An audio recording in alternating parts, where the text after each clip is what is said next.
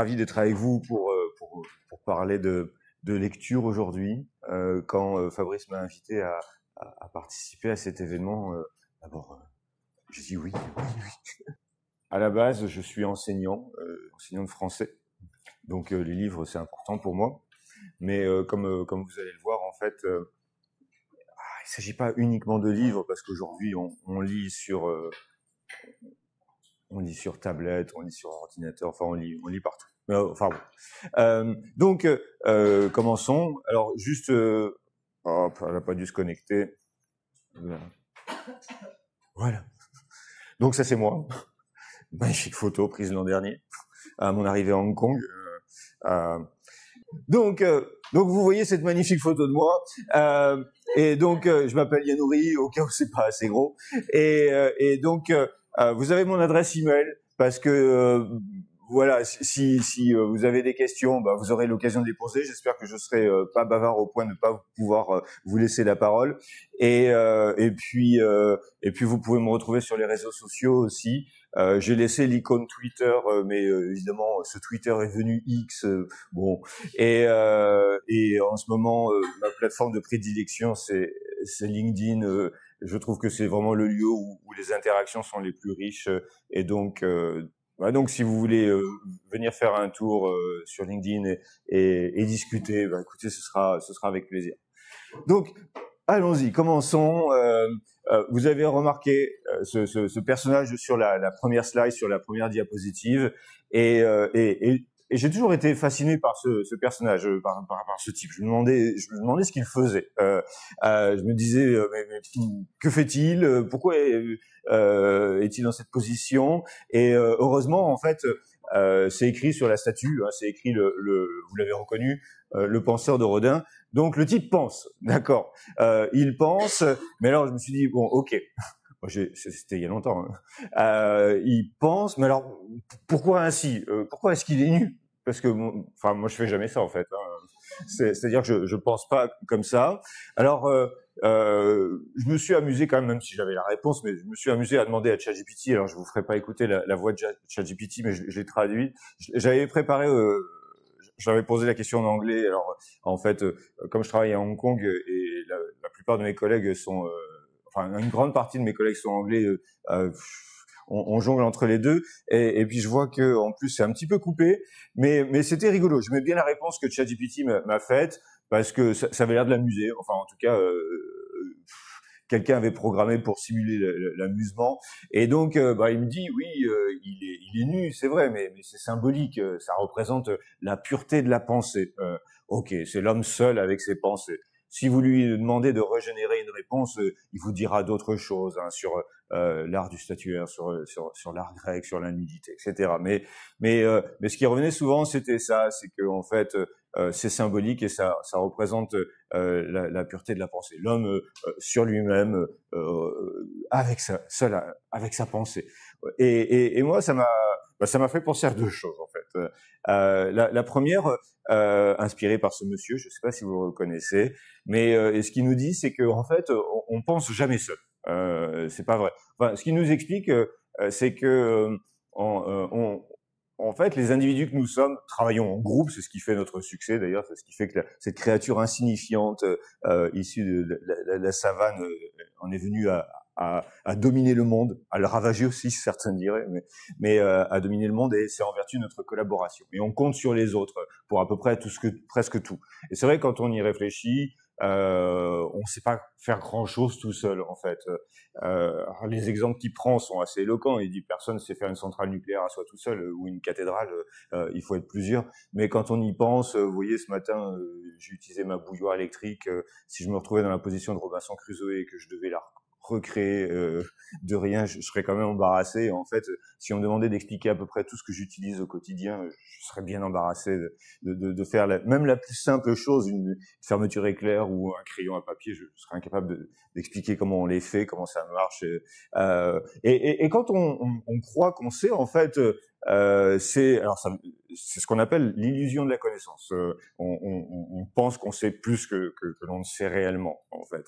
Et tout ça, donc, il explique dans cet ouvrage 21 leçons pour le 21e siècle. Donc, vous avez reconnu Harari. Et ça, c'était la première chose. Donc, on ne pense pas seul. Et puis, la deuxième chose, ça, ce sont les médiologues qui nous l'apprendraient. Non seulement on pense pas seul, mais on pense pas sans outils non plus, en fait. C'est-à-dire que moi, si j'étais tout nu sur mon socle comme ça, je pense pas que je serais en train de penser, en fait. Je serais probablement en train de rêvasser, peut-être d'halluciner, mais je pourrais pas penser. Pour penser, en fait, j'ai besoin d'outils. Enfin, d'un crayon, par exemple, ou d'une feuille de papier, ou encore mieux d'un ordinateur. Et donc, le penseur de Rodin, ok, c'est une très belle œuvre d'art, mais de mon point de vue, je trouve qu'elle nous induit en erreur.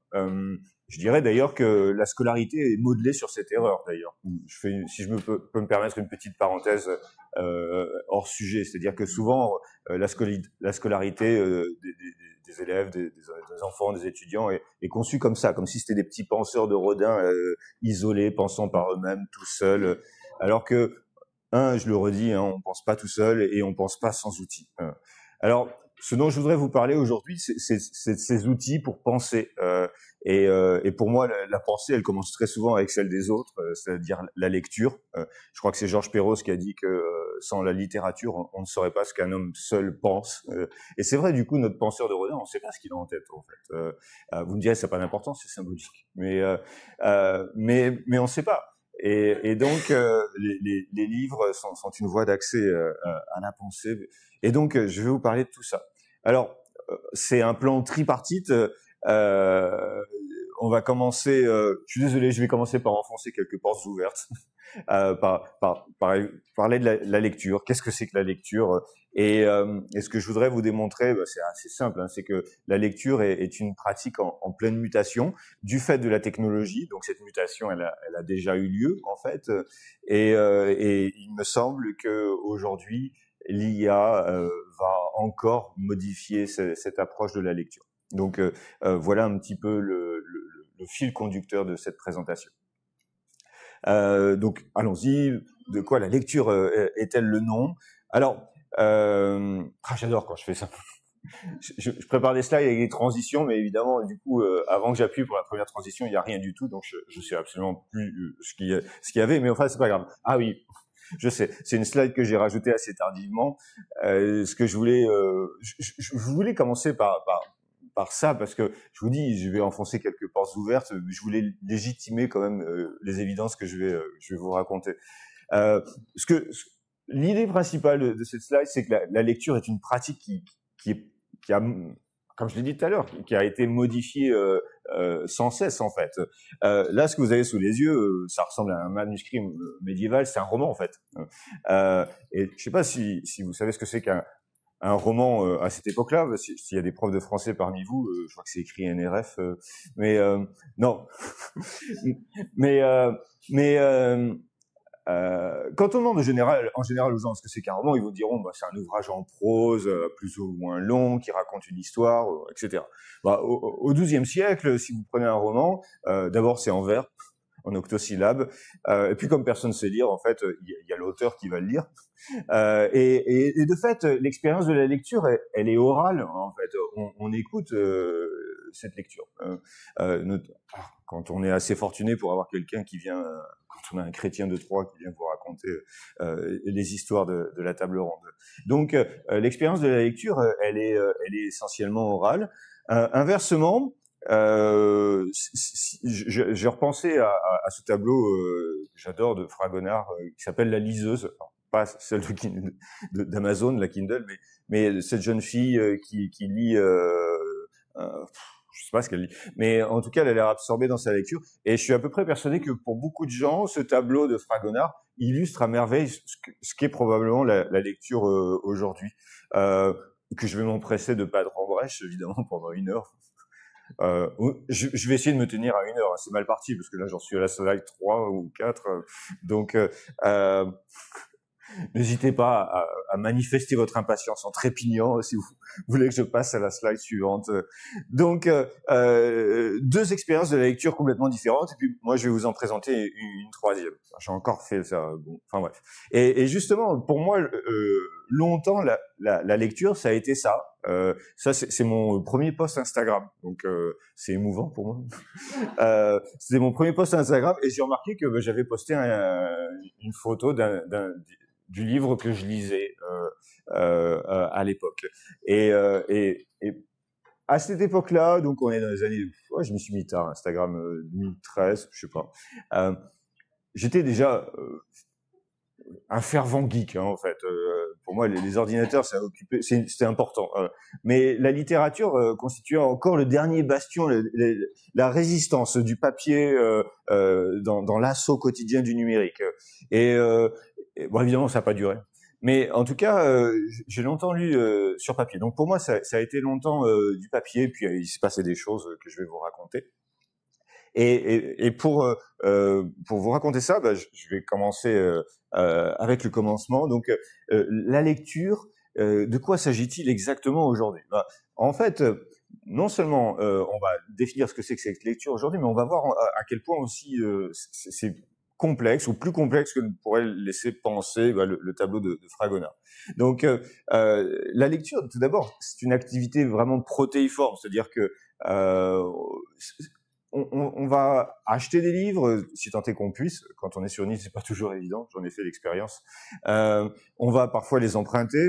On va aussi évidemment avoir des livres qui sont sur papier, des livres qui sont numériques. Et puis évidemment, les livres aujourd'hui peuvent être aussi audio. Donc ça peut prendre plusieurs formes. Sans compter les journaux et les magazines. Et puis, si on était sémiologue avec Roland Barthes, on parlerait de l'Empire des signes aussi. Donc, on lit un peu partout. Et puis, on lit beaucoup sur nos ordinateurs. Et c'est une lecture qui est extrêmement fragmentée. C'est-à-dire que quand je lis sur mon ordinateur, je lis quoi? Je lis des articles sur le web. Je vais lire des flux RSS. Alors c'est plus très à la mode les flux RSS, mais je sais pas si parmi vous il y a des fervents utilisateurs de ces choses-là, mais c'est quand même assez merveilleux. On peut lire aussi beaucoup de PDF. Je sais pas si vous en téléchargez beaucoup. Je sais que ça occupe une bonne partie de mes lectures. Vous savez, l'UNESCO qui produit des rapports de 400 pages sur l'IA. Si vous l'avez à peine fini, qu'il faut lire 70 pages. Et vous dites, 70 pages, donc, on lit beaucoup de PDF qu'on télécharge, des newsletters aussi qui étaient un petit peu tombés en désuétude à un certain moment et qui sont revenus avec des applications comme Substack, peut-être vous connaissez. Et puis, on lit énormément sur les réseaux sociaux.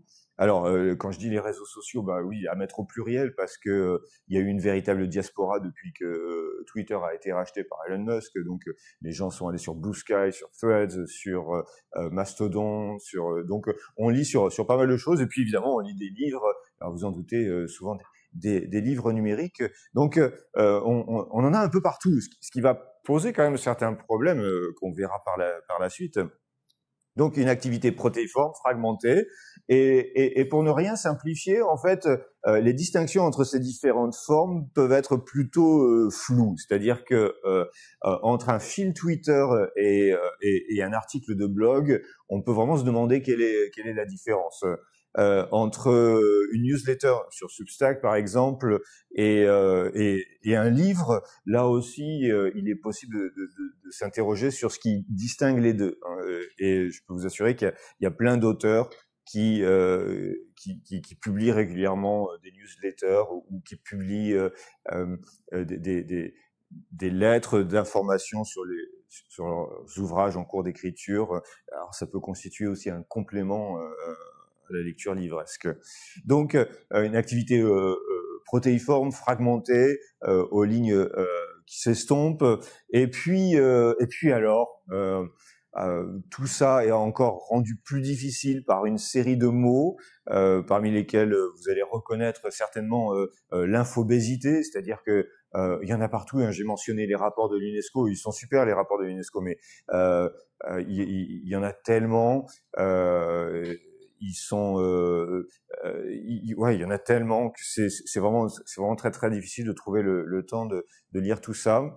Donc infobésité, les algorithmes de recommandation, vous savez, ces algorithmes qui vous rendent un peu, enfin, qui vous privent finalement d'une certaine part de décision, hein, qui pensent que bah, puisque vous avez aimé ça, vous aimerez ça, mais en fait, du coup, bah, vous avez peut-être fait l'expérience sur YouTube, hein, vous avez regardé une vidéo, je sais pas moi, des Smiths, bah, il se dit bah tu veux bien encore un peu plus de Smith, quoi. Alors que vous avez peut-être envie d'autre chose.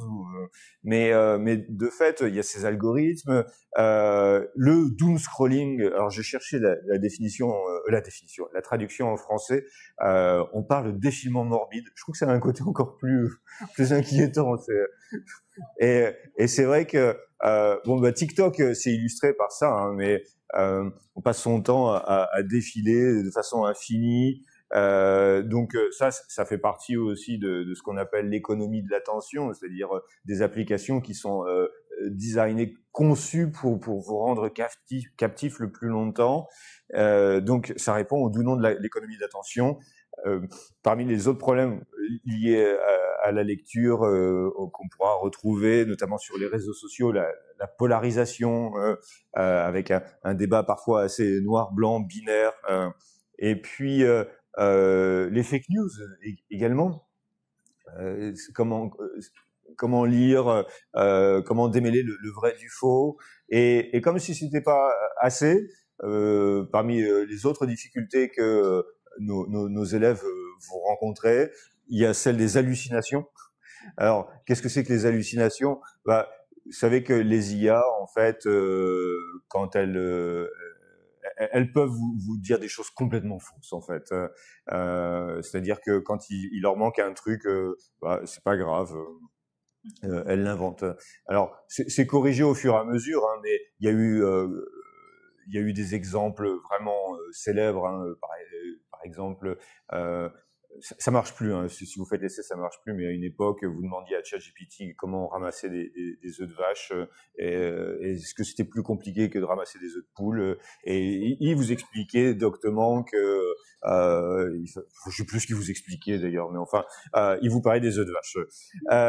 Donc il invente des choses, et il faut inviter aussi les élèves à s'en méfier, parce qu'en fait, bon, les œufs de vache, c'est assez criant, je pense pas que qui que ce soit se laisse prendre. En revanche, vous demandez à ChatGPT de vous faire une bibliographie, il est possible que le livre existe, la date soit bonne, mais l'auteur soit faux, ou inversement, etc. Donc on est aussi en pleine, c'est Umberto Eco qui a appelé ça la guerre du faux, et je pense que là, elle bat son plein, en fait. Donc la lecture aujourd'hui, c'est vraiment compliqué, et bon, j'ai déjà dit, mais il me semble que c'est vraiment hyper important, vraiment fondamental, d'éduquer nos élèves à lire. Bon, c'est la palissade, mais à affronter ces mots qu'on vient de désigner, et donc à embrasser d'une certaine façon, pardon pour le néologisme, l'anglicisme, embrasser la technologie pour en tirer le meilleur parti, hein. Et là, j'ai mis cette capture d'écran du programme de l'IB, donc du bac international, qui dit, bah, nous, on ne bannira pas l'AI, enfin l'intelligence artificielle, pardon. Au contraire, on veut que les élèves l'utilisent, on veut qu'ils apprennent à l'utiliser donc éthiquement, et donc ça me semble absolument fondamental. Et je le dis parce qu'en fait, souvent, on a des voix qui s'élèvent en disant il y a trop de temps d'écran, comme si le temps d'écran ça laissait présager quoi que ce soit qui se fasse à travers cet écran. Trop de temps d'écran, bah ça dépend de ce que vous avez fait sur l'écran, hein. Si vous avez passé 5 heures sur TikTok et sur Netflix, je comprends que ce soit un problème, mais si vous avez lu, bon, puis quel écran aussi. Mais enfin, on reparlera après. Donc il faut absolument que les élèves apprennent tout ça. Enfin, de mon point de vue en tout cas. Là, vous me permettrez un petit brin de provocation. J'aurais même pas dû dire que c'était de la provocation. C'est comment vous réagissiez. Mais comment apprendre à lire en fait, parce que à l'école, c'est plus Montaigne que Twitter, hein, par exemple. C'est-à-dire que finalement, ce qu'on donne à nos élèves aussi, c'est des textes qui sont consacrés par la tradition, qui sont pas, qui ne peuvent pas et qui ne seront pas remis en question. On demande à nos élèves de faire preuve d'esprit critique, mais quand on les interroge sur Montaigne, en général, on veut qu'ils sortent les 2-3 idées principales qui sont sur tous les sites web de France et de Navarre. On leur demande pas vraiment d'être très très original. Enfin, alors c'est débattable hein, tout ça, mais je trouve que ce serait intéressant aussi que si on veut absolument éduquer les élèves au sens critique, qu'on puisse leur donner des textes qui sont susceptibles d'être critiquables justement, hein, si on veut de l'esprit critique. Et tout ça, c'est absolument fondamental parce que la lecture, c'est l'opération par laquelle on forme son opinion. Alors évidemment, on a besoin de Montaigne pour former son opinion. Hein.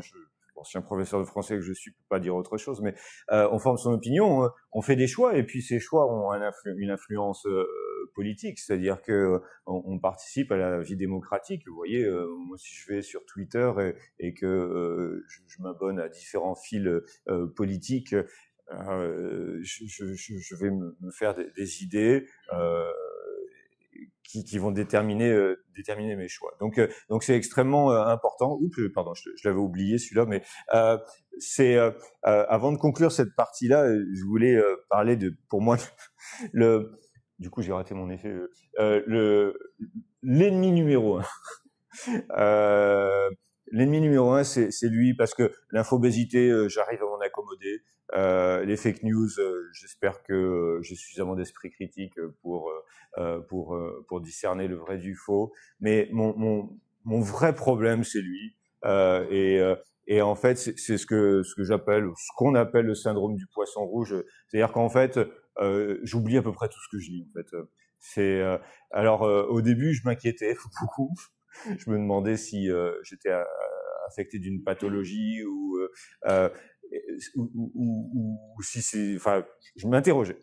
Et en fait, scientifiquement, ça s'explique. Hein, ça s'appelle la courbe de l'oubli. Je sais pas si j'ai mis le lien. Je crois pas, mais si vous tapez ça sur Internet, vous allez le trouver. En gros, qu'est-ce qu'on nous dit qu'est-ce que nous dit ce schéma, cette courbe? C'est que les informations qu'on a lues, elles diminuent de moitié après chaque jour. Ce qui fait que au bout d'un certain temps, on se souvient de rien du tout, en fait. Alors c'est un problème. Pour certains, certains s'en accommodent très bien. Hein. Je sais pas. Vous avez certainement entendu un jour quelqu'un dire, peut-être que vous l'avez dit vous-même aussi, moi je me souviens de rien de ce que j'ai fait à l'école, de ce que j'ai appris, et à la limite on trouve ça marrant, ou alors on se dit bon bah de toute façon au moins on m'a appris à penser, penser quoi je sais plus, mais on a appris à penser, et ou alors ça m'a donné un diplôme, bon au moins c'est ça, j'ai un passeport pour ma vie professionnelle. Mais je trouve que c'est problématique, et pour moi, pour le féru de technologie, vous me voyez arriver avec mes gros sabots, pour le féru de technologie que j'étais, la question c'était comment je vais pouvoir lutter contre lui là, pardon, hop, contre ce poisson rouge, comment je vais faire pour mémoriser les choses. Donc voilà, je viens de finir la première partie que je résume. Donc la lecture, on l'a vu, c'est une activité complexe parce que elle est fragmentée, protéiforme. On a vu que les distinctions étaient un peu floues par moment. C'est difficile de démêler le vrai du faux. C'est quelque chose de fondamental. Et en plus, malgré tout, cette activité fondamentale, elle se heurte à un problème de taille, celui de la mémorisation des informations, ce qui, dans le contexte du web, de l'infobésité, etc., est problématique. Alors, première esquisse de solution, hein, avec la deuxième partie, la lecture au XXIe siècle. Mais ça fait toujours un peu grandiloquent, hein, la lecture au XXIe siècle. Puis comme l'a dit Marc-André hier matin, bon bah ça va bientôt faire un quart de siècle hein, quand même que c'est le XXIe siècle. Donc il est temps d'y aller là. Hein. Alors je voudrais faire un petit clin d'œil à Henri Bergson. Alors, comme je prends beaucoup de temps là, et que j'en suis qu'à la deuxième partie, on va juste se concentrer sur la fin de la citation, mais je la trouve super intéressante. Hein. Donc, conclusion en définitive, hein, l'intelligence envisagée dans ce qui en paraît être la démarche originale et la faculté de fabriquer des objets artificiels. Pour lui, l'idée, elle est là. Hein. C'est notre caractéristique essentielle. C'est pas tant de penser plutôt que de fabriquer des outils et d'en varier indéfiniment la fabrication. Vous remarquerez la présence du mot artificiel hein, qui aujourd'hui résonne étrangement. Mais oui, ce qui nous caractérise, sont nos outils en fait. Homo faber plutôt que Homo sapiens. Hein. Le mot qui fabrique plutôt que celui qui pense. Et de fait, si vous préférez les dessins plutôt que la philosophie de Bergson, j'ai trouvé que je suis tombé dessus par hasard. Ça illustrait assez bien le propos. C'est-à-dire que celui qui fabrique est parti, il a quitté son socle depuis un moment, il a laissé des traces d'ailleurs, tandis que l'autre est toujours en train de penser, immobile. Donc, non, vous vous souvenez de ce qu'on a dit au début, hein, on pense pas seul, on pense pas aux outils, mais en plus il fait rien en fait. Donc, elle est dramatique cette statue quand on y pense. Donc ces outils, alors comment on va les utiliser et quels sont-ils? Alors pour moi, l'activité de lecture, elle a lieu sur tous ces appareils, sur l'ordinateur, essentiellement mon ordinateur portable, sur les tablettes aussi. Je reviendrai tout à l'heure. On lit aussi sur son téléphone. Et puis peut-être que certains d'entre vous ont des liseuses et c'est certainement l'appareil que je préfère parce qu'en fait c'est de l'encre numérique. Donc en fait on s'abîme pas la rétine, il y a pas de reflet sur la vitre comme sur un iPad, il y a donc aucune fatigue oculaire et puis il y a aucune distraction non plus. Donc c'est vous avez pas de notification qui vous disent tiens t'as une nouvelle vidéo des Smiths sur YouTube. Je sais pas s'il y a des gens qui veulent rentrer. Et alors pourquoi lire c'est bizarre ce qui se passe. Pourquoi lire sur ces appareils plutôt que sur du papier? Premiers éléments de réponse, mais ces arguments que je vais vous donner, c'est les arguments que je donnais il y a déjà 10 ans, donc je les passe très très rapidement pour vous donner des arguments tout frais, tout neufs. Donc pour moi c'est la légèreté hein, qui me vient le premier à l'esprit. Je me souviens quand je partais il y a longtemps, j'étais jeune, j'allais voir mes parents dans les îles. Je partais avec mon Walkman, donc d'abord avec des cassettes, puis après des CD. Alors c'était pas très gros, mais j'avais une valise de CD avec. Et je me demande toujours pourquoi on ferait pareil avec les livres en fait. Pourquoi on continuerait à s'imposer c'est lourd hein, en plus. Et puis j'ai vu un collègue récemment qui donnait le Comte de Monte Cristo à lire et c'est vachement bien le Comte de Monte Cristo. Hein. Mais moi, quand je l'ai acheté en folio à l'époque, il était en 2 tomes. Là, maintenant, il est plus qu'en 1 tome. Le truc est épais comme ça. Quand même. Je plaisante pas. Hein. Il est vraiment gros. Alors, autant dire, vous avez besoin des 2 mains là pour le lire. Hein. Donc, en comparaison, la liseuse qu'on tient d'une main. Alors, les livres qu'on lit d'une main, pas très recommandable, mais c'est quand même vachement agréable. Et puis, il y a la facilité avec laquelle vous allez trouver un livre. Je suis sûr que dans le contexte insulaire, c'est un argument qui vous parle. J'ai un outil là. C'est mon doigt. J'ai pas besoin de stylo pour surligner. Je peux surligner tout ce que je veux, annoter tout ce que je veux. Il y a le dictionnaire intégré. Non seulement il y a le dictionnaire intégré, mais on peut aussi traduire certains passages, donc c'est vraiment très pratique quand vous lisez dans une autre langue.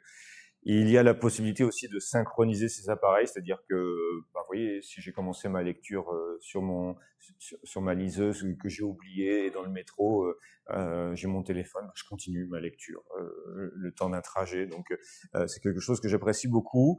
Et puis une autre provocation, la lecture dans le noir. En utilisant le mode sombre pour pas s'abîmer les yeux. Pourquoi je dis que c'est une provocation? Parce que il y a pas très longtemps, il y a quelqu'un qui m'a dit ouais, mais avec ta liseuse, t'as besoin d'électricité, t'es obligé de la brancher. Je dis ouais, bah oui, j'ai besoin de la brancher, oui, mais la batterie va me tenir 3 semaines. Donc puis après je me suis dit mais toi quand tu veux lire la nuit, tu fais comment? T'allumes la lumière.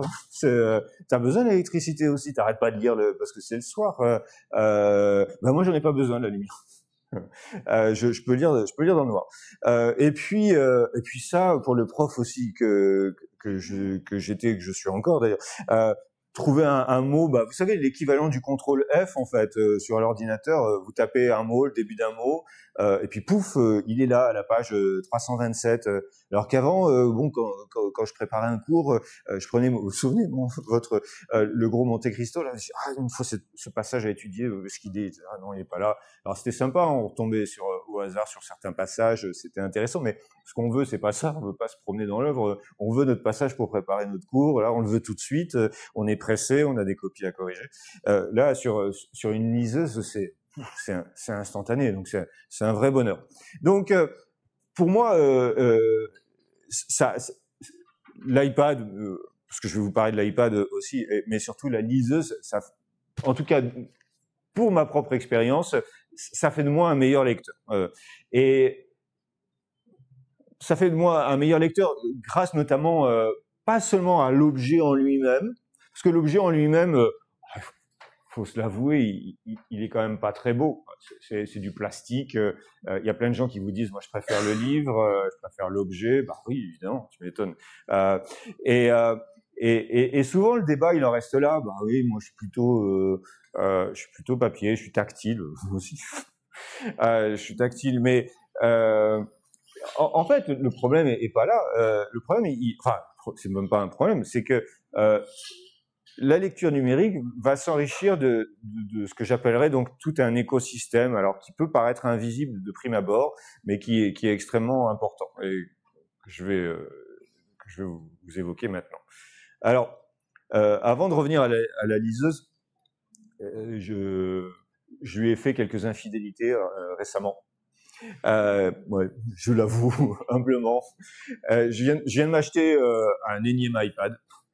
Un iPad mini, et j'ai viré à peu près tout ce qui était pas lié à la lecture, et puis j'ai mis que des applications de lecture, ou quasiment que des applications de lecture, et donc je l'ai appelé ma machine à lire, parce que sur ma Kindle, j'avais acheté la Kindle Scribe, qui a un stylet, tout ça, on peut annoter, mais en fait, en termes d'applications, ils ont fait vraiment le strict minimum, et puis 1 an et demi après, les choses n'ont pas beaucoup évolué, et j'étais un peu malheureux pour prendre des notes, parce que lire, c'est bien, mais vous vous souvenez du poisson rouge, si on fait pas un travail concomitant à cette activité de lecture, on oublie un peu tout, et donc il y avait plein de choses qui me manquaient sur la liseuse.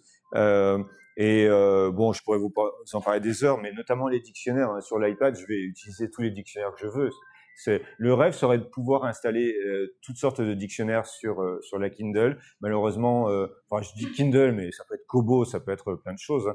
Mais malheureusement, on n'a que le dictionnaire qui est intégré. Si vous voulez le Robert historique de la langue française, bah c'est tant pis pour vous. Enfin, vous pouvez le télécharger à part ou l'acheter à part, mais il sera pas intégré. Vous savez, quand vous cliquez sur un mot, vous avez le dictionnaire. Alors que, en fait, vous pouvez avoir toutes sortes de dictionnaires sur l'iPad. Et puis, moi, je lis évidemment beaucoup sur Internet, beaucoup d'articles. Alors, parfois, on peut envoyer ces articles sur sa liseuse et bénéficier d'un confort de lecture, et vous vous souvenez, donc dépourvu de toute distraction.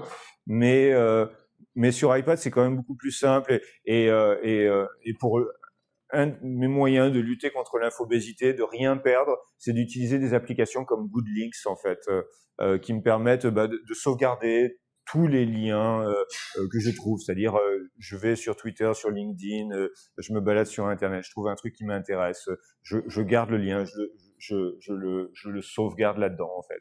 Et donc, c'est là-dedans, c'est une espèce de seau, de réceptacle à ce que j'ai glané sur Internet.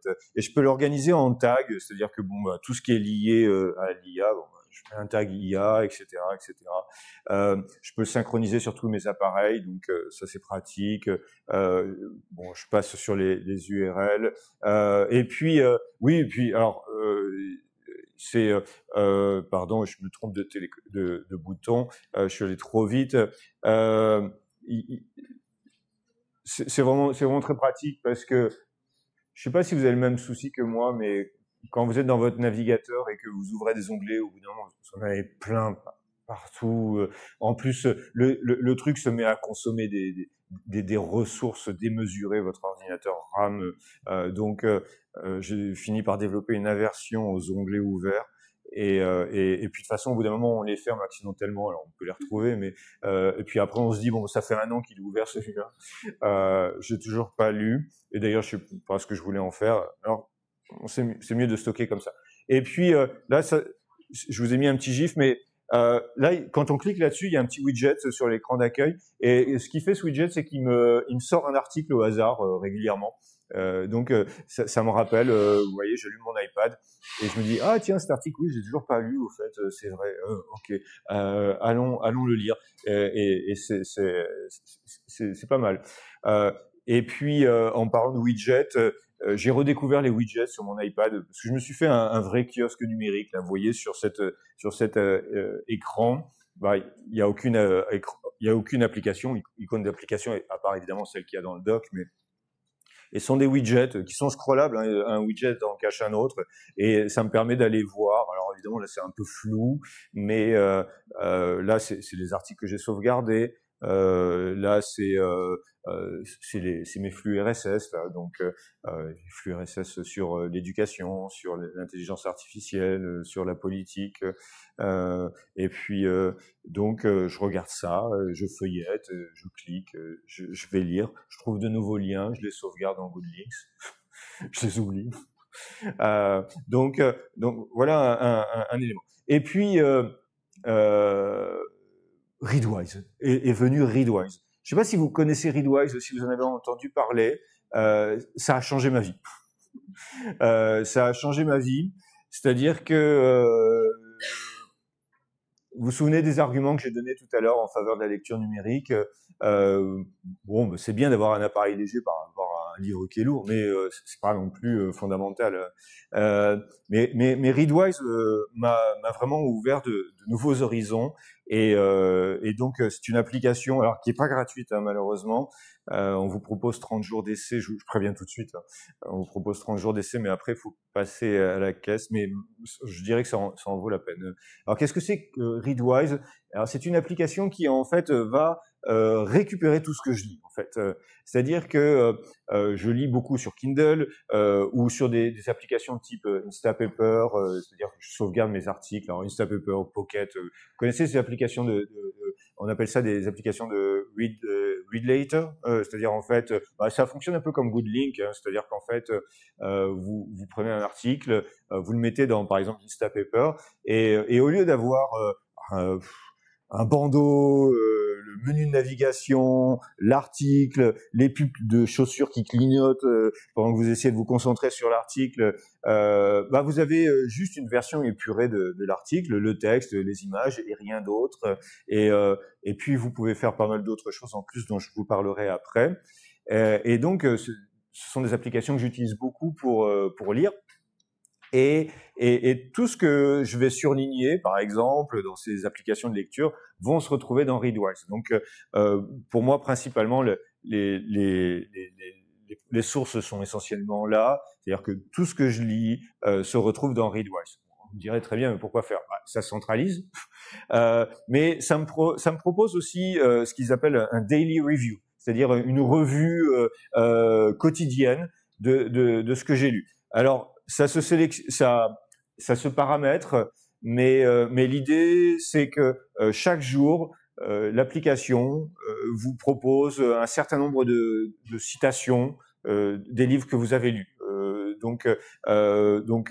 Là, je crois que je l'ai paramétré sur 7-8, c'est-à-dire que chaque jour, vers 8 heures, il me dit « Coucou, voilà 10 passages des livres que tu as lus ». Alors, la première année, c'est sympa, mais ça dépend de combien de livres vous avez lus dans l'année.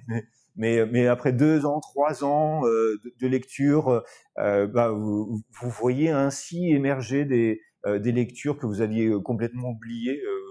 Vous dites, ah oui, j'avais lu ça, c'est vrai, c'est super intéressant.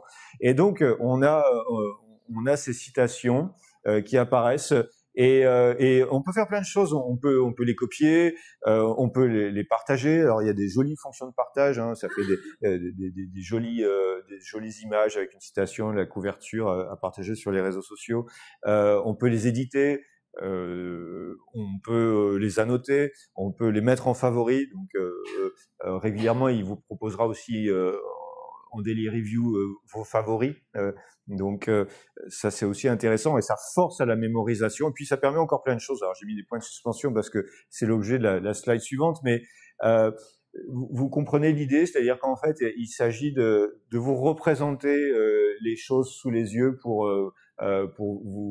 vous amener à les mémoriser. Parce qu'en fin de compte, ce que démontre la recherche, c'est que si vous avez le choix entre apprendre quelque chose beaucoup en une seule fois et apprendre quelque chose en plusieurs fois de façon espacée, choisissez la deuxième option. D'ailleurs, c'est un bon conseil à donner à vos élèves, hein. Parce qu'en fait, on retient bien sur le court terme quelque chose. Vous voyez, si j'apprends une leçon de géographie par cœur pour dans une semaine, ok, je vais la savoir. Mais si est passé ce contrôle, je n'y reviens plus jamais parce que j'en ai plus besoin. J'oublierai. Alors que si je revois à intervalles réguliers, évidemment, ça va s'ancrer davantage dans ma mémoire. Et c'est le même principe. Je crois que je vous l'explique sur une des diapositives suivantes. Mais là, la slide part d'elle-même. On a la possibilité aussi donc de transformer ces citations en flashcards. C'est-à-dire qu'en fait, ça s'appelle l'apprentissage par la maîtrise. Vous sélectionnez les mots que vous voulez retenir. Là, ils sont en bleu. Et puis, ils sont remplacés par un trou. Et quand Readwise vous propose cette citation, vous devez deviner les mots. Et puis, si vous en souvenez pas, vous appuyez sur Révéler. Et puis ensuite, une fois que vous êtes un petit peu testé vous-même sur votre citation, eh bien, vous pouvez choisir la fréquence avec laquelle vous voulez revoir cette citation.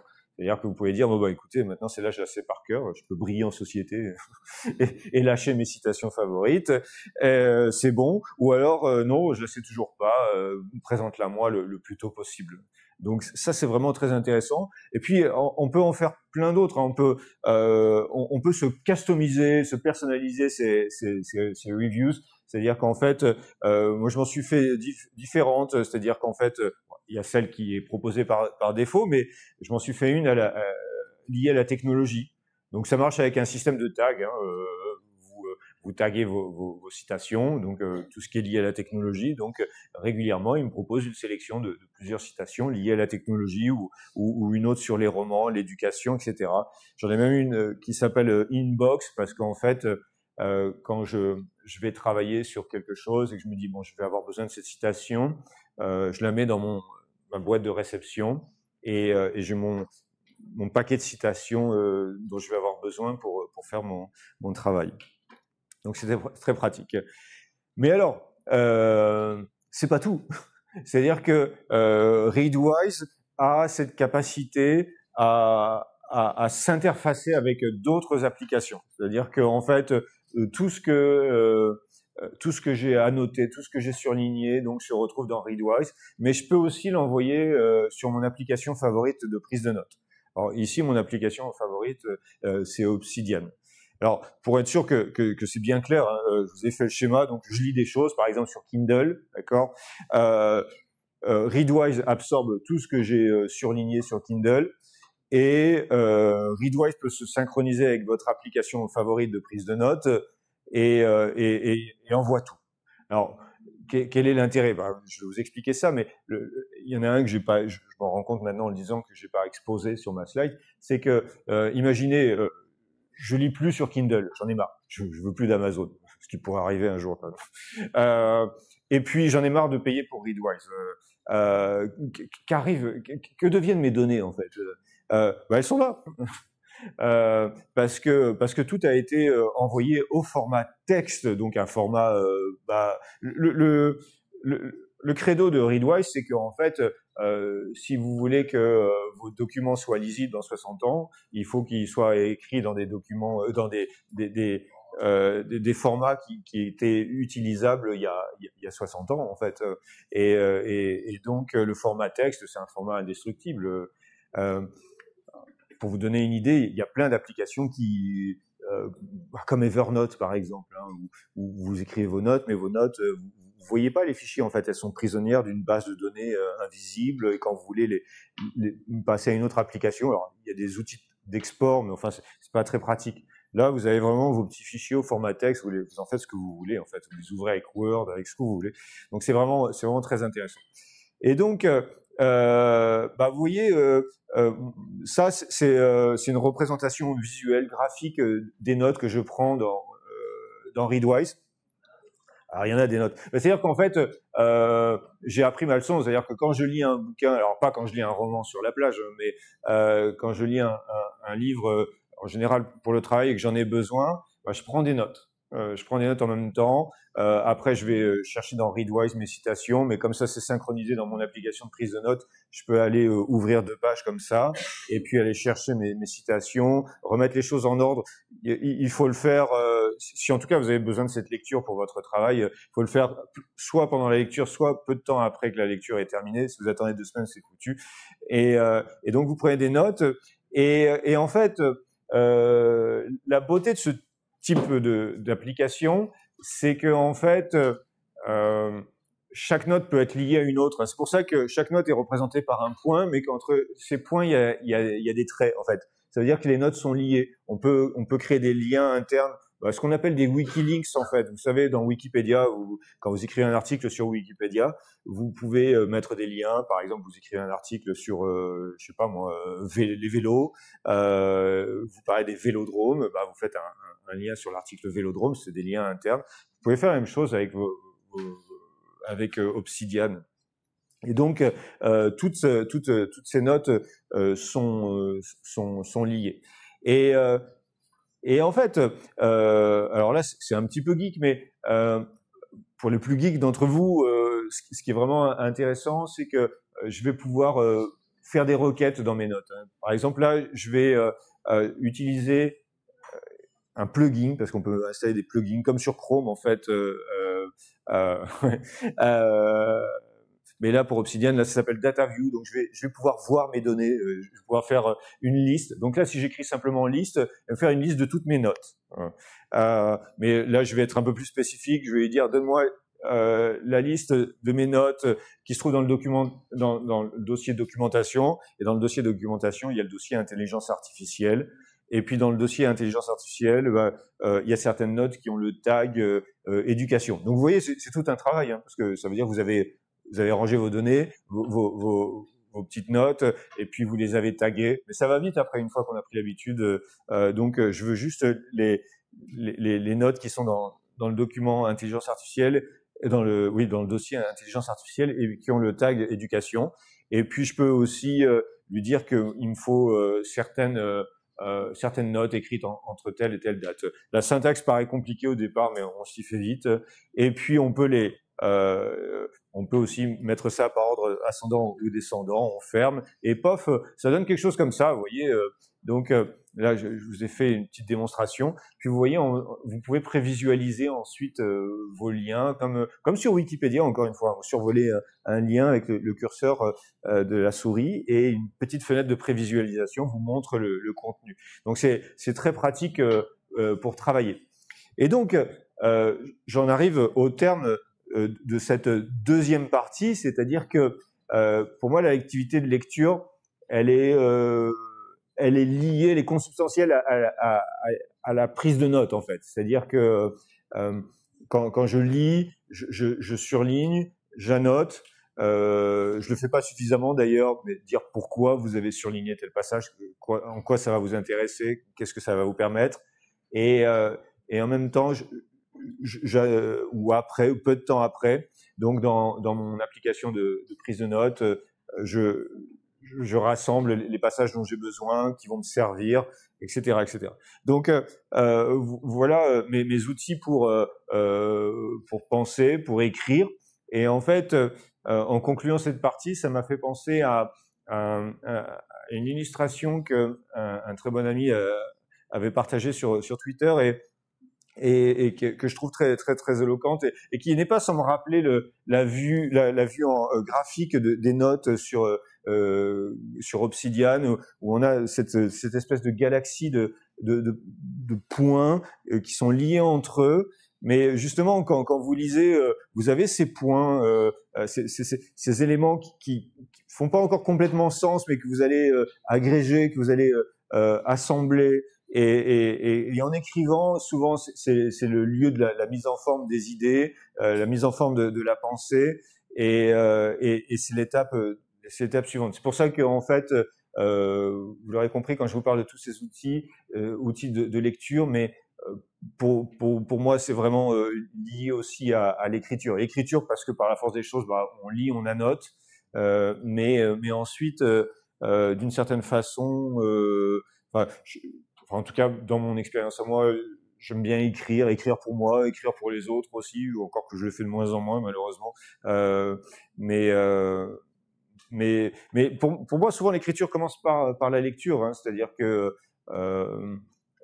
je vais avoir vraiment beaucoup de mal à résister à la digression sur la création, sur l'IA, mais enfin bon, je vais résister. Mais ce que je veux dire, c'est que en fait, je l'ai déjà dit d'une certaine façon, on pense pas tout seul. Vous voyez, quand j'écris quelque chose, alors 1001 personnes l'ont dit de façon différente. Hein, vous savez, on est des nains juchés sur des épaules de géants, des choses comme ça. Ce qu'on dit en fait, c'est nourri de ce qui a été fait par le passé. Les auteurs du XVIIe siècle l'ont déjà dit aussi. On n'invente rien en fait, pas grand chose. Donc les IA non plus d'ailleurs. Mais je vous ai dit que je ferai pas la digression. Donc, pour conclure cette deuxième partie, la lecture, pour moi, en tout cas la lecture numérique, c'est un paradoxe parce que c'est à la fois plus facile parce que vous avez vu, c'est plus léger, on lit dans le noir, on trouve plus facilement des livres, etc. Enfin, ça a plein d'avantages, mais dans le même temps, c'est aussi plus complexe parce qu'en fait, pour toutes les raisons qu'on a données. Et puis pour tous les problèmes qu'on doit affronter entre infobésité, capacité à prendre des notes aussi, à s'organiser, pour moi ce sont vraiment de nouvelles compétences que je voudrais voir nos élèves acquérir. Et puis évidemment tout ce que je viens de dire sur l'émergence de la pensée, etc. La capacité de lier les choses. Là aussi, je pense qu'on me voit tous arriver avec mes gros sabots, lier les choses. En latin, c'est l'intelligence. Hein. Interlegere, c'est faire un lien entre les choses. Vous vous souvenez, les notes qui sont liées, les points qui sont reliés. C'est ça l'intelligence. Et donc on va voir. C'est tellement lourd comme transition, je suis désolé. On va parler d'intelligence artificielle. Et c'est la dernière partie, je vous rassure. C'est la dernière partie. Qu'est-ce que l'IA nous apporte aujourd'hui en tant que lecteur? Est-ce qu'elle a quelque chose à nous apporter? On aura donc vu que la technologie avait quand même transformé nos pratiques de lecture. Alors, pas pour tout le monde, il y en a qui aiment le papier, et c'est très bien. Mais ça a apporté des modifications importantes et j'oserais dire intéressantes. Qu'en est-il de l'IA? Tout d'abord, je me permets une petite parenthèse. Est-ce qu'on va pas déjà vers l'IA générale? Est-ce qu'on n'y est pas déjà un tout petit peu? Certains disent que c'est un mythe, certains disent qu'on n'y arrivera jamais, certains disent qu'on va y arriver très graduellement et que ce sera tellement graduel qu'on s'en apercevra pas. Et je pense que c'est vrai. C'est-à-dire que aujourd'hui, quand vous y pensez, l'IA, elle sait écrire, elle sait parler, elle sait écouter, elle sait dessiner. Alors évidemment, c'est pas l'IA générale, vous savez, la fameuse singularité, c'est-à-dire c'est pas HAL dans 2001, le l'Odyssée de l'espace. Hein, va pas prendre la décision de vous claquer la porte au nez, mais n'empêche que l'IA est, alors, pour utiliser un autre mot, est aujourd'hui multimodale, c'est-à-dire qu'elle fait quand même pas mal de choses. Donc ça va intéresser les lecteurs que nous sommes. Et dernière chose, il semble que il n'y ait aucune limite à ce que l'IA va nous apporter. On aurait pu prendre plein d'exemples, mais là j'en ai pris juste deux qui m'ont vraiment saisi. Donc là, l'IA lit le cerveau, en gros, en fait, lit nos pensées.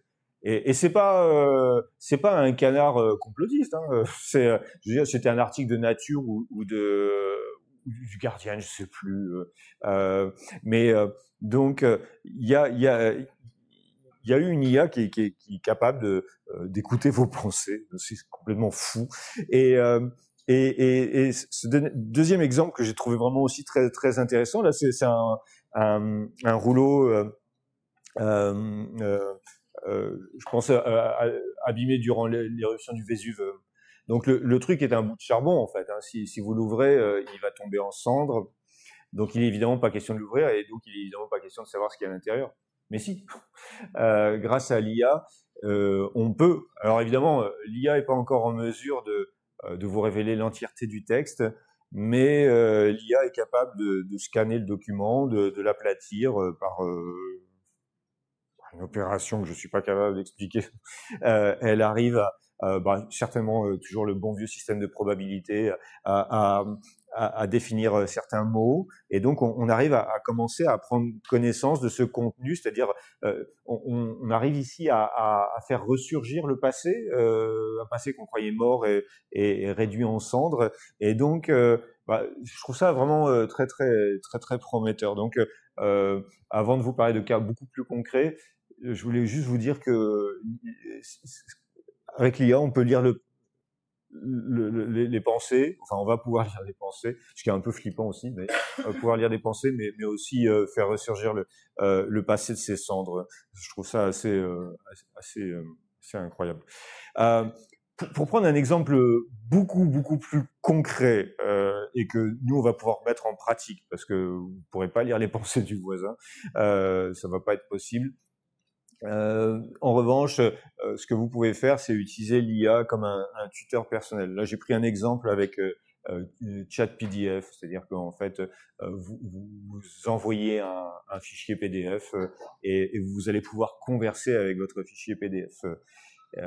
C'est assez chouette, hein, parce que vous voyez là dans cet exemple, quand j'ai vu ça, je me suis dit pour les élèves qui doivent découvrir un texte, c'est absolument génial. Vous donnez le texte, vous dites pas à l'élève. Alors j'ai jamais eu l'occasion de le faire encore, de le tester. Faudrait que j'essaye, mais dites voilà, on va travailler sur ce texte, donc approprie-le toi et tu vas le lire, mais s'il y a quelque chose que tu comprends pas, tu peux discuter avec l'IA pour avoir des explications. Là, par exemple, j'ai pris un texte sur Chronos. Là, donc, c'est sur la cosmogonie grecque. On explique que Chronos était un roi et qu'il était un peu inquiet de la malédiction que son père avait jetée contre lui, que c'était la raison pour laquelle il mangeait ses enfants.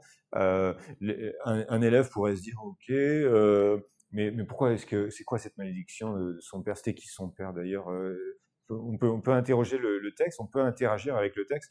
Alors évidemment, on le ferait comme on le ferait si on avait un tuteur personnel, c'est-à-dire si on avait un adulte plus compétent, plus savant avec soi. Mais on sait tous que on n'a pas tous à sa portée quelqu'un qui est disponible et suffisamment compétent pour répondre à vos questions. Hein. Moi, par exemple, quand ma fille me pose des questions en maths, je sèche un peu.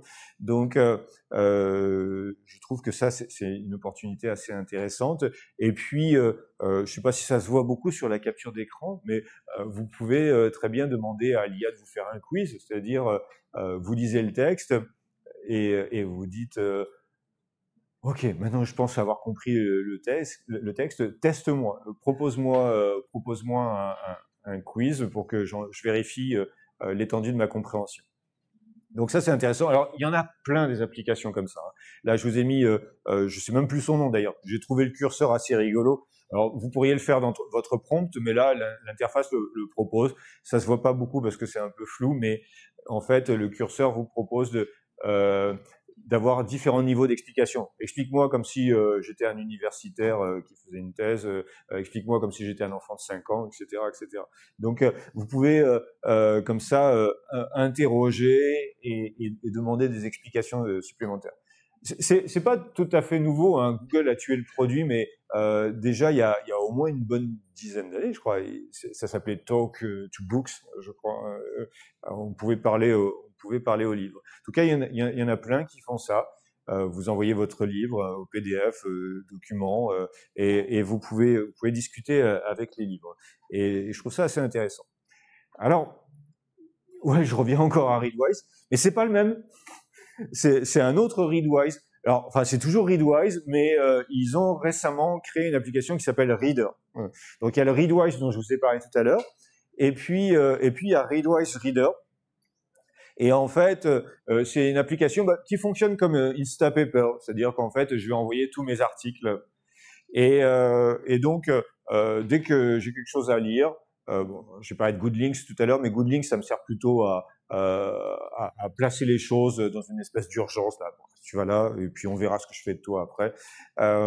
Et quand je veux le lire, l'article, je veux l'annoter, surligner, partager, archiver, stocker, je le mets là-dedans. Comme ça, j'en garde une trace. Parce que je l'ai pas dit non plus, mais je suis sûr que vous avez tous eu cette expérience. Vous êtes dans votre navigateur, vous dites « Ah, c'est super intéressant », vous le mettez en favori, vous l'ouvrez 5 ans après, le lien est mort. Ils ont refait le site, vous avez une erreur 404. C'est déprimant, ça. Et de fait, c'est super intéressant de pouvoir comme ça sauvegarder ces articles. Ils restent là et dans 10 ans, vous les aurez, quoi.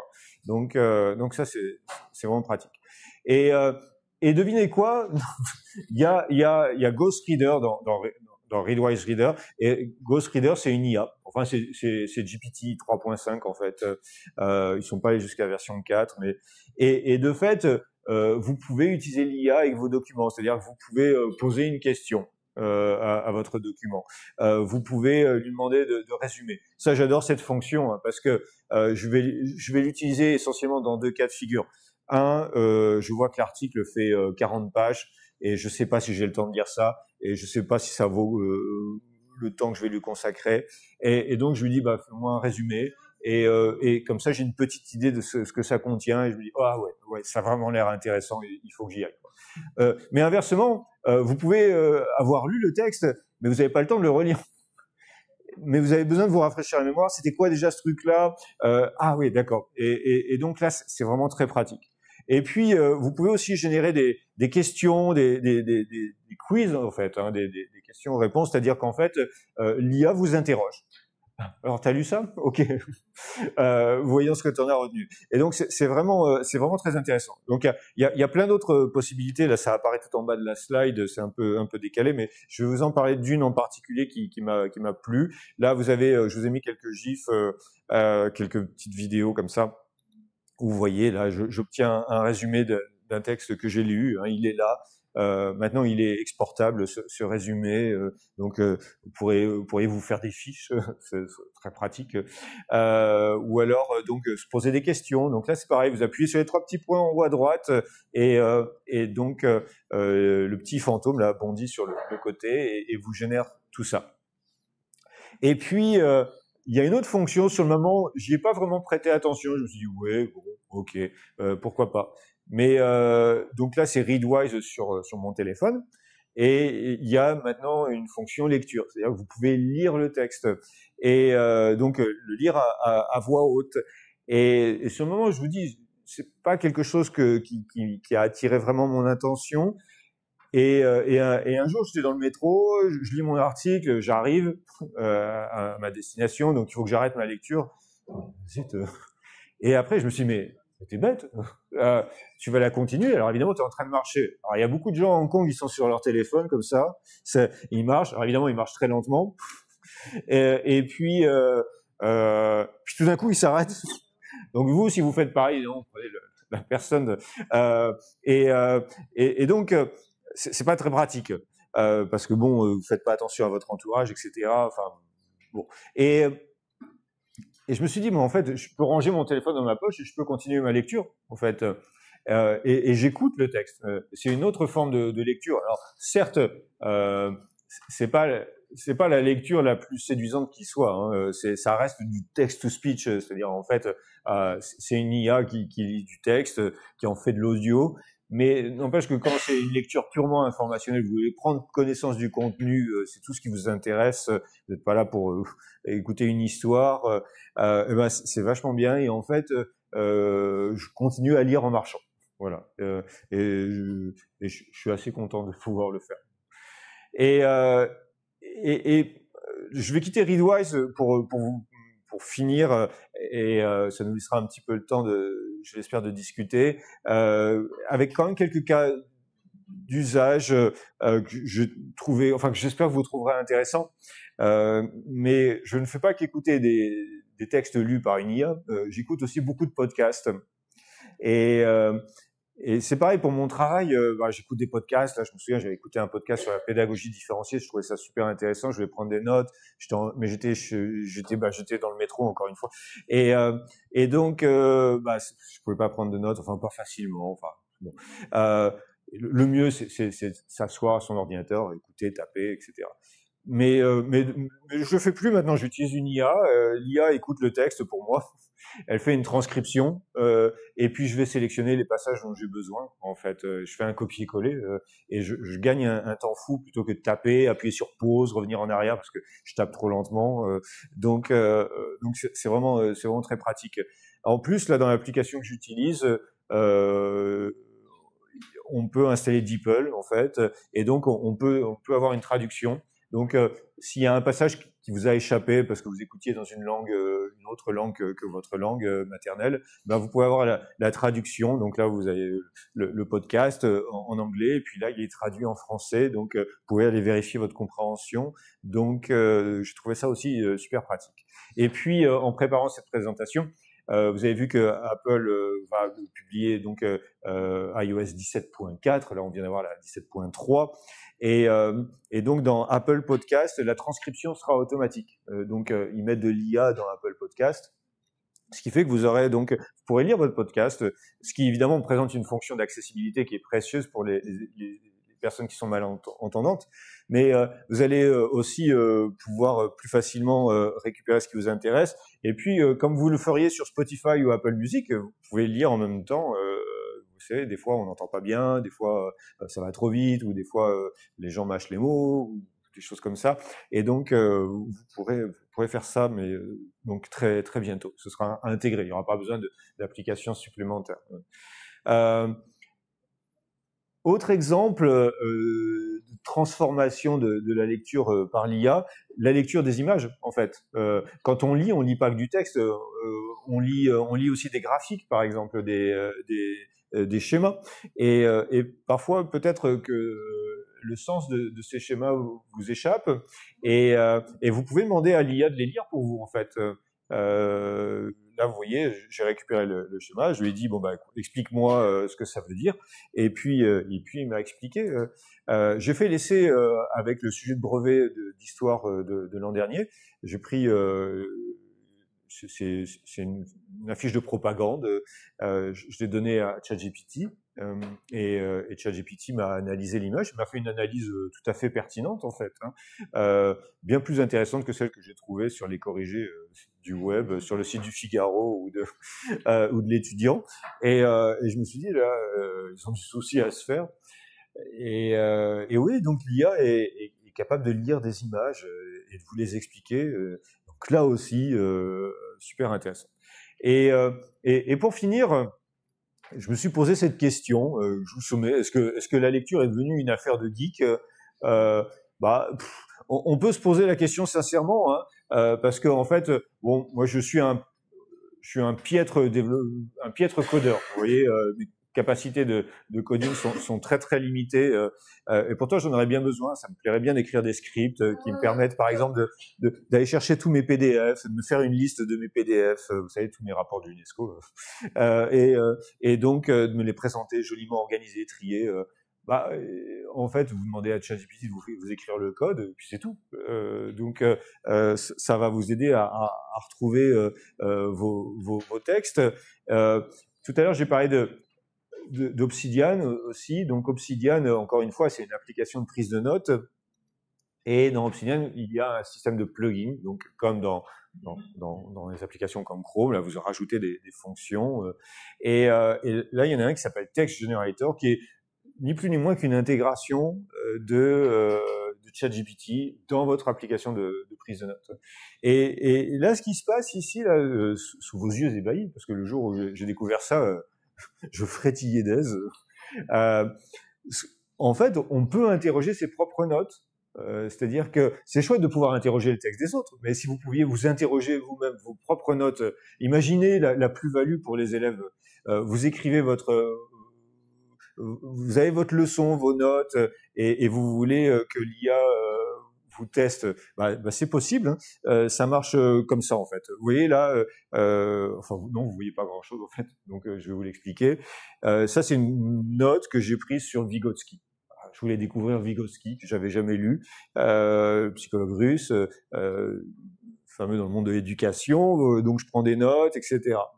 J'utilise le plugin Text Generator, donc j'installe ça, etc. Et je lui demande donc de me générer un quiz. Alors là, ça se voit pas bien, mais il me pose une question. Je lui ai dit, cache-moi s'il te plaît les réponses pour que je puisse quand même répondre à la question et vérifier que j'arrive à répondre à la question. Et donc, oui, encore une fois, si j'avais été étudiant et que j'avais eu un truc comme ça, j'aurais été agrégé 3 fois. Donc, ça aurait été super. Donc, presque fini. J'ai presque fini. Vous tenez le coup. Vous êtes poli, vous n'avez pas bien. Mais presque fini. Donc, première chose, un petit, comme toute conclusion, un récapitulatif.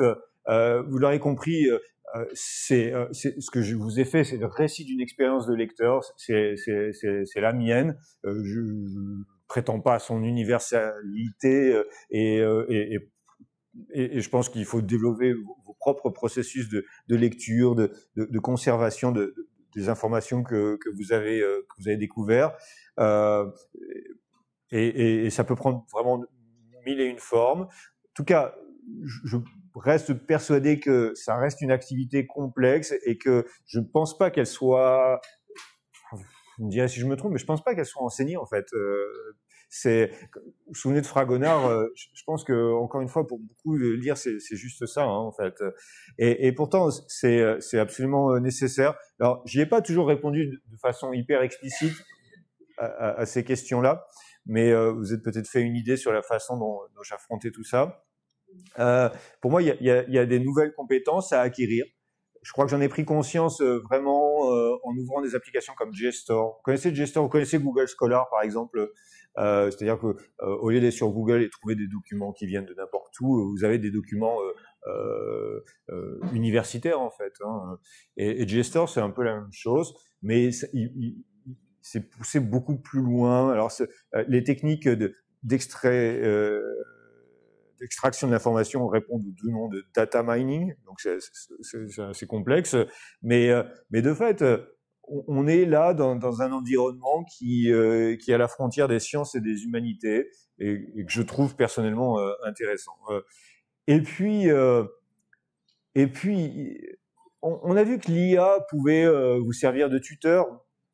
En fait, souvent, ce qui a été dit à propos de l'IA, c'est que ça changeait pas grand-chose, en fait. Vous voyez, moi, en tant qu'enseignant, je donnais pas beaucoup de dissertations, par exemple, à faire à la maison, parce que qui fait la dissertation? L'élève, le parent, le grand frère, la grande sœur, le tuteur, les tuteurs des fois. Il y en a même qui payent sur Internet pour se faire leur travail, vous voyez. Et en fait, l'IA met tout le monde à égalité. Tout le monde va avoir son tuteur. Vous avez besoin d'informations sur quelque chose. Vous interrogez l'IA. Vous n'avez pas de grand frère ni de parents bien éduqués pour vous aider. Vous savez une IA. Le problème, c'est que problème avec la technologie, c'est que vous connaissez l'effet Mathieu. L'effet Mathieu, c'est ça vient l'Évangile selon saint Matthieu, dans lequel il est dit à ceux qui ont beaucoup, il sera donné beaucoup, et à ceux qui ont encore moins, ils auront encore moins, quoi. Et c'est souvent ce qui se passe avec la technologie, c'est-à-dire que la technologie profite aux classes les plus aisées, en fait. Et je crois aussi pouvoir affirmer que c'est un problème, et que l'éducation a un rôle important à jouer. L'IA va pouvoir aider les élèves, mais il faut qu'on puisse aider nos élèves à utiliser l'IA. Donc voilà. Et je vous jure que j'ai fini après ces 2 slides. Parce que pour conclure, j'ai lu ça, je suis tombé des nues. C'est donc, je sais pas comment traduire ça.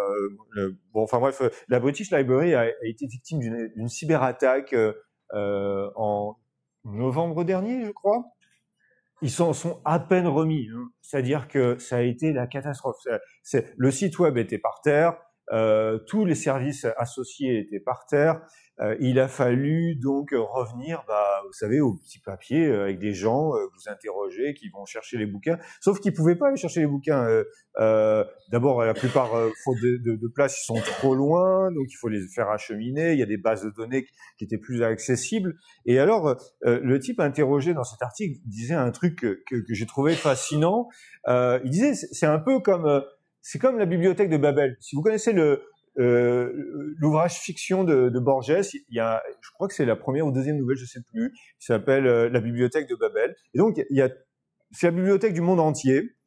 Et le problème, c'est que c'est bien d'avoir tous ces livres, mais la plupart sont inaccessibles. Ils sont tous là, mais ils sont pas accessibles, en fait. Et c'est exactement ce qui s'est passé avec après la cyberattaque. Les livres étaient toujours là, mais en l'absence de la technologie, on n'avait plus accès à ces livres. On pouvait plus aller les chercher. On savait pas où ils étaient, forcément, d'ailleurs. Et donc,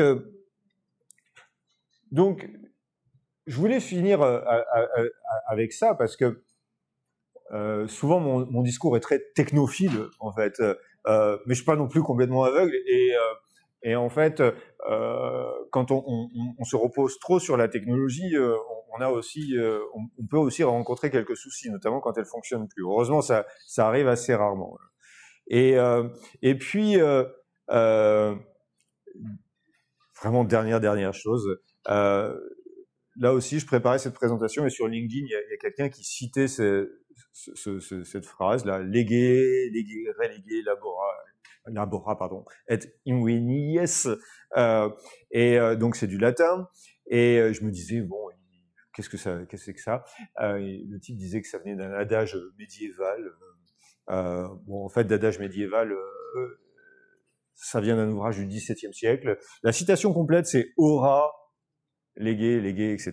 Ce qui veut dire aura appris, léguer, lire, hein, lit, relit, labora, travail, et inveni, et invente. Et j'ai trouvé ces propos fascinants, parce que d'abord, ça vient d'un ouvrage d'alchimie du XVIIe siècle, donc on n'est pas vraiment au Moyen-Âge. Le titre du livre, ça m'a pris un moment pour le trouver, c'est Mutter Libres, je crois que c'est ça, qui veut dire le livre muet. Il y a pas de mots là-dedans. C'est un livre d'alchimie, en fait.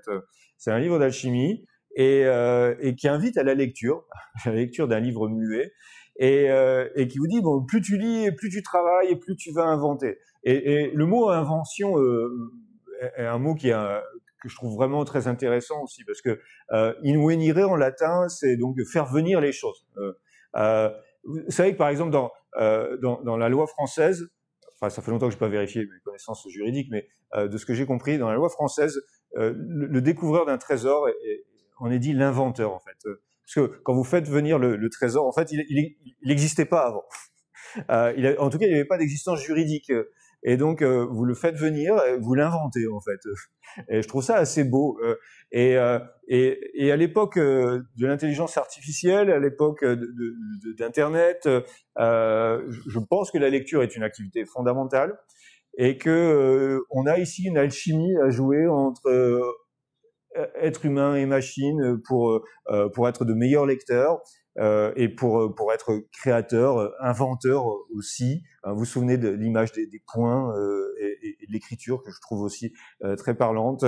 Et pour moi, je vous l'ai dit, l'activité de lecture est absolument fondamentale. Et je souhaiterais que nos élèves aient l'occasion de la pratiquer dans tout ce qu'elle a de complexe et de moderne, en fait. Et là, c'est vraiment la fin. Merci à vous.